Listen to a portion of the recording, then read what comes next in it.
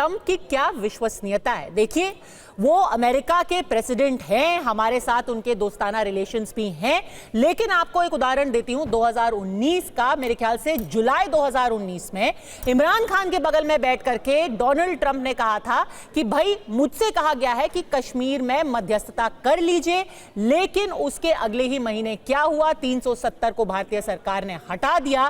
Trump से ना कोई पूछने की बात थी वहां, ना उनके मध्यस्थता की बात थी। तो ट्रंप की कथनी और करनी में बहुत फर्क है, लेकिन ये सब चीजें हम टीवी पर नहीं बोल सकते हैं। सिद्धार्थ यादव, ये सब चीजें आपको एक सर्वदलीय बैठक बुला करके प्रधानमंत्री के प्रेजेंस में सारे विपक्ष को बतानी चाहिए, क्योंकि वो भी तो वी द पीपल हैं, वो पीपल्स रिप्रेजेंटेटिव्स हैं। देखिए, इसमें कोई संदेह नहीं है पद्मजा जी, और इसीलिए जब पहलगाम में वो नापाक हरकत हुई थी तो उसके बाद भी सर्वदलीय बैठक बुलाई गई। ऑपरेशन सिंदूर हुआ, उसके बाद भी सर्वदलीय बैठक बुलाई गई।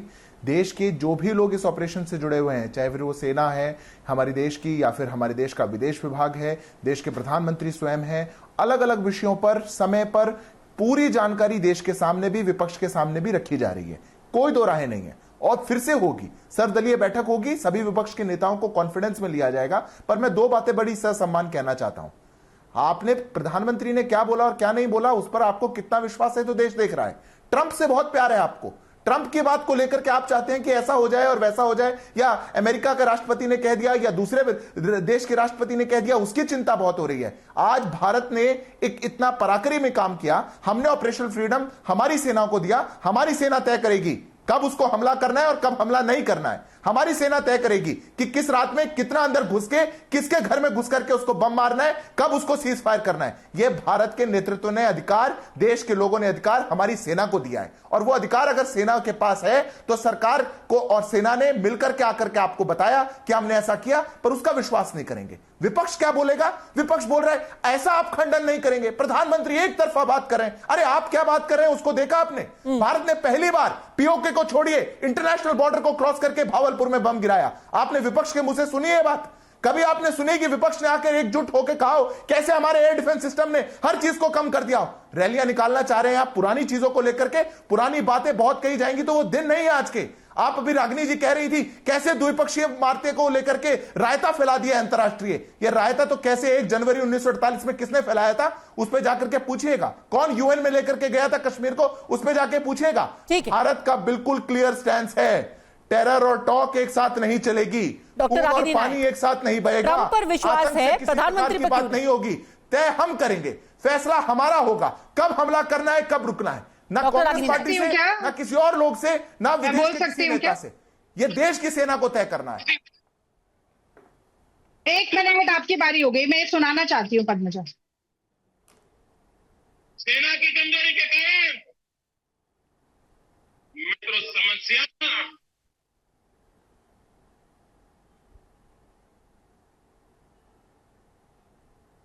तो देखिए, जब कांग्रेस की सरकार, यूपीए की सरकार रहती है तो नरेंद्र मोदी जी भाषण देते हैं और कहते हैं कि समस्या सीमा पर नहीं है, समस्या दिल्ली में है।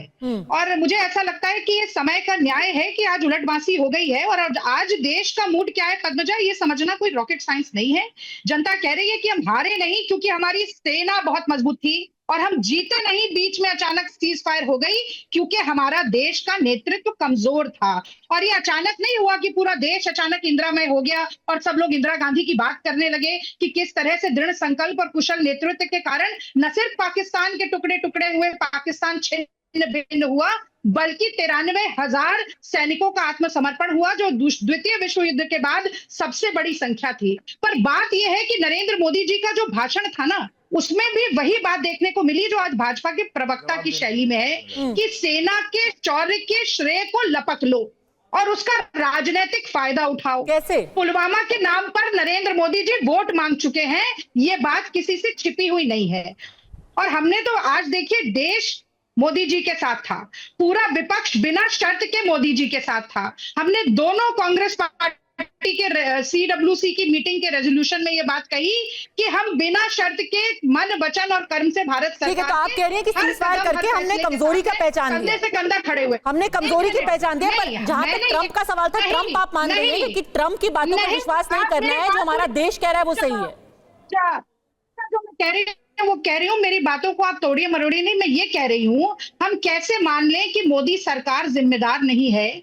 क्यों नहीं कहा कि अमेरिका की दखलंदाजी की दरकार नहीं है? पाकिस्तान को रौंदती रागिनी जी हमारी बोला सेना है, के कदम कल वापस प्रधानमंत्री ने बोला और है, आप उसके पहले कहते हैं विदेश मंत्री कि ने वो बोला है, आज कसूरवार विदेश नहीं है। मंत्रालय ने अरे बोला है। मुझे केवल आप ये चाहें तो मैं बताइए, दोबारा सुना मुझे देती हूँ। केवल ये बताइए और कि ट्रंप अगर की अमेरिका विश्वसनीयता का जहां दबाव तक नहीं सवाल था, है, मैं तो उनकी वो प्रधानमंत्री जी की 2019 की मान बाइट रही आपको खुद सुना आप देती हूँ। मेरे साथ मैं आपको सुना देती हूँ। अब आप फिर ही सोच लीजिए, 2019 जुलाई में जो आदमी बैठ करके कह रहा है कि मैं कश्मीर में मीडिएशन करूंगा, उनको 370 के जाने का इल्म ही नहीं था, और वो वहां बैठ के इमरान खान को बताया I will be the Imran mediator. Khan क्या करते हैं नहीं करते हैं, पाकिस्तान में क्या होता है वो भाड़ में जाए, मुझे उससे कोई फर्क नहीं पड़ता। मुझे अपने अरे देश क्योंकि से आप प्यार है, मैं अपने देश आप की ट्रंप बात की वजह से सवाल उठा रही है ना कि भाई ट्रंप अगर- ऐसा बोल रहे हैं, मतलब फिर- ऐसा हुआ होगा।